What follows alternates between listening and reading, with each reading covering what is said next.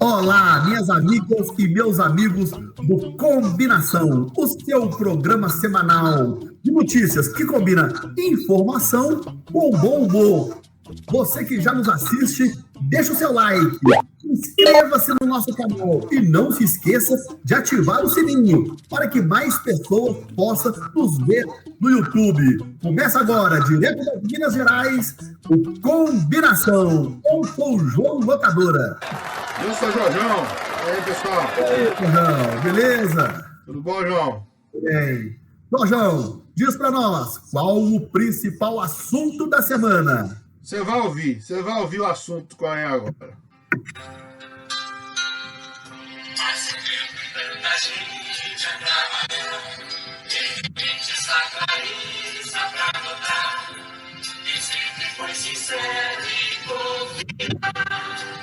Sem medo de ser feliz, quero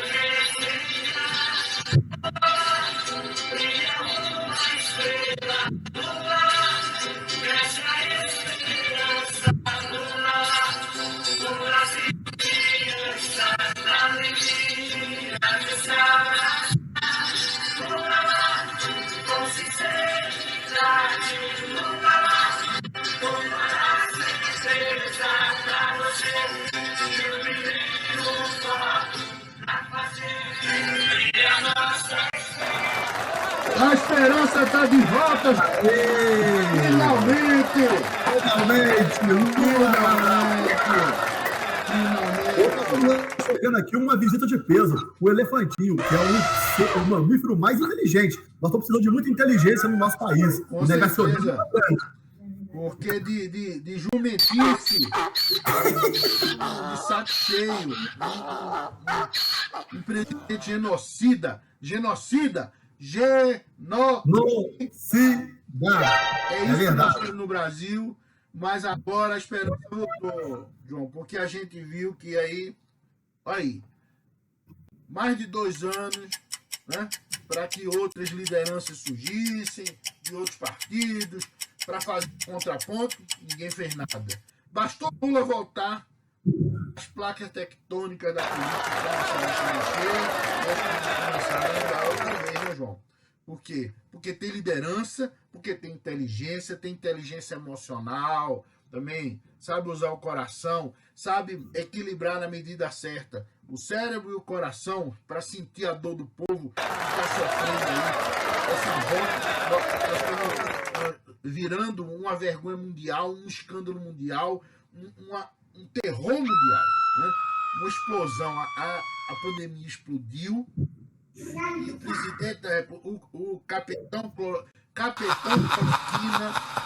genocida, só quer saber de piorar as coisas. O que ele faz é isso, é piorar as coisas.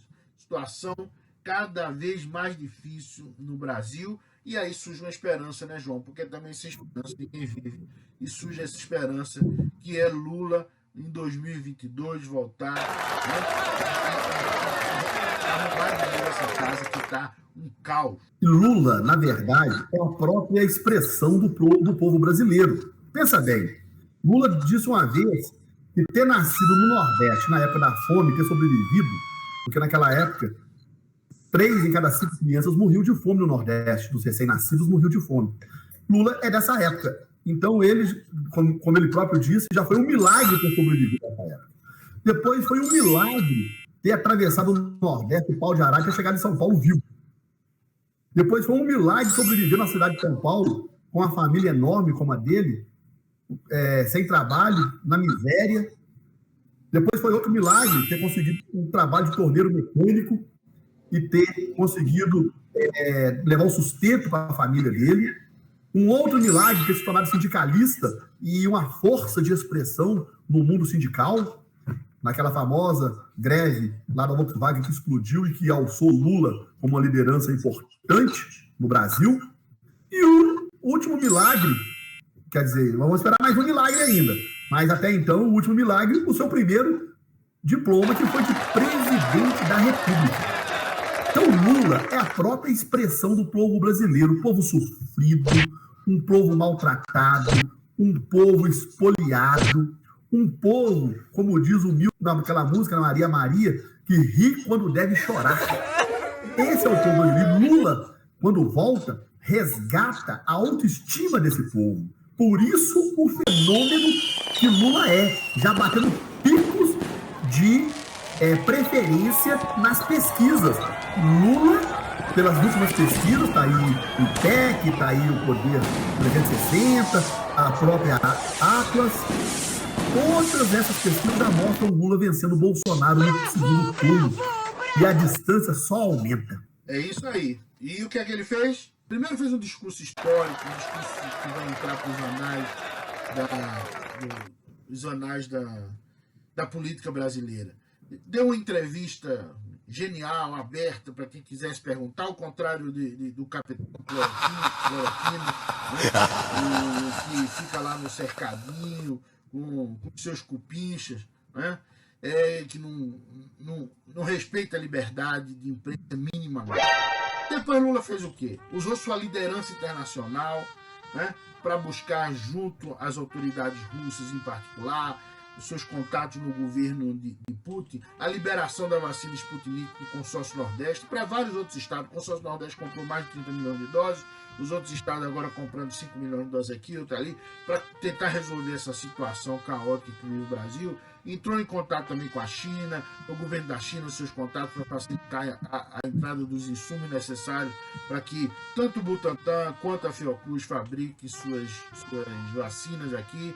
Ou seja, usou sua liderança internacional, e essa liderança internacional se provou ao você ver a CNN Internacional convidou e colocou a sua principal jornalista para entrevistar Lula, que o apresentou para a audiência como um gladiador, de gladiator, né? O gladiador, comparando com aquela figura de filme lá, um grande general, um grande romano que é perseguido por um déspota, por um tirano, né? Que tira a família, como mataram a família de Neto, mataram a esposa. Né?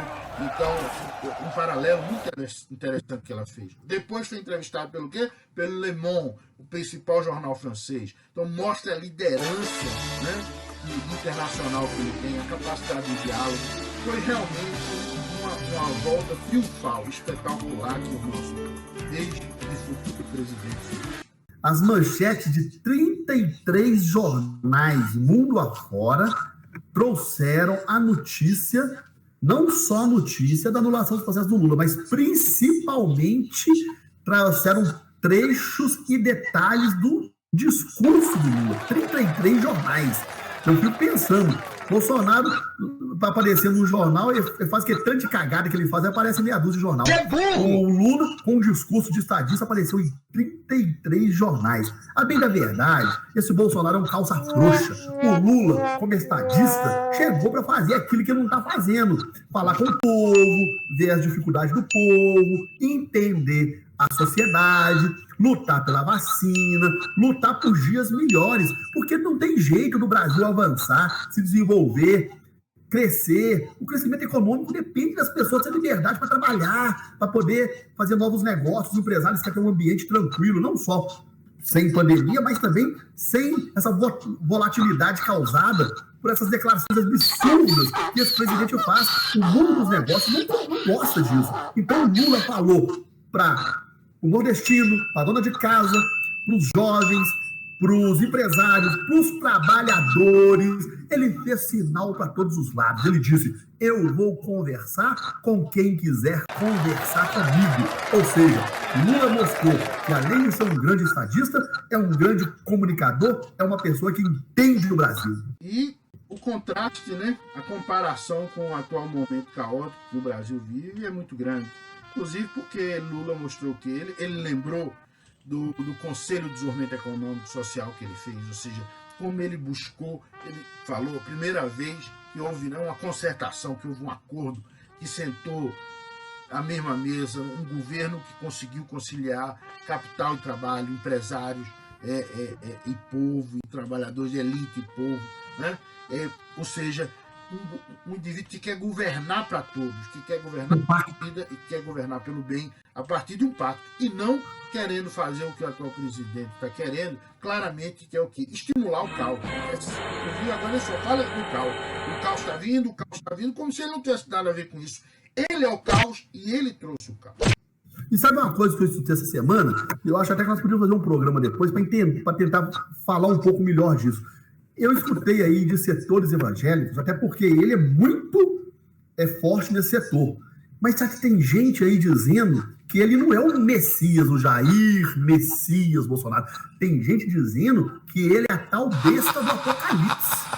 Você falou aí, eu estou me lembrando aqui, eu escutei isso de algumas pessoas essa semana. O próprio segmento evangélico já começa a perceber que ele era uma besta fantasiada de Messias. É o anticristo. É o anticristo. Um genocida não pode ser um enviado de Deus, só pode ser um enviado do capeta mesmo, de Satanás. É verdade. E ele é um genocida.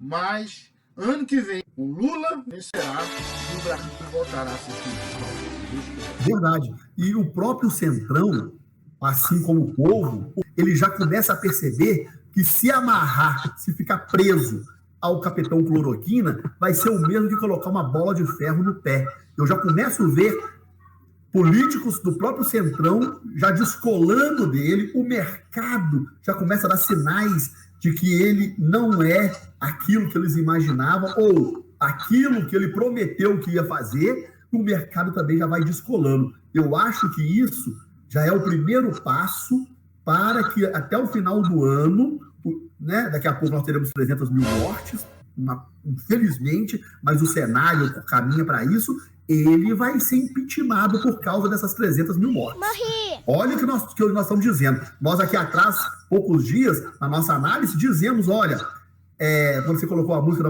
da Marília Mendonça, falando sobre o meu ex, eu dizia, olha, tá de vermelho. Será que isso pode ser algum sinal? Você disse, pode ser um sinal, sim. E qual foi o sinal? Lula voltando. Na semana seguinte, Lula voltando. A decisão do Supremo, exatamente. No programa que a gente só está falando de uma coisa boa, que é Lula, quem vai ser o piniquinho?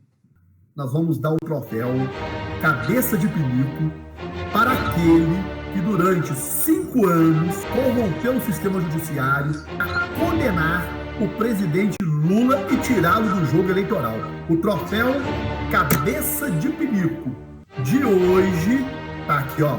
É para aquele que fez merda durante 5 anos sujando a imagem do judiciário. Então, o troféu Cabeça de Pinico vai para o ex-juiz parcial de Curitiba, Sérgio Moro. Então é isso. Muito obrigado, Jorjão. Um grande abraço. João. Tchau, tudo de bom. Até mais. Todos os amigos e minhas amigas do Combinação, chegamos ao fim de mais um programa, mas semana que vem tem mais. Não se esqueçam de deixar o seu like, se inscrever no nosso canal e ativar o sininho para que outras pessoas também recebam os nossos vídeos. Um grande abraço e até a próxima semana com mais um Combinação.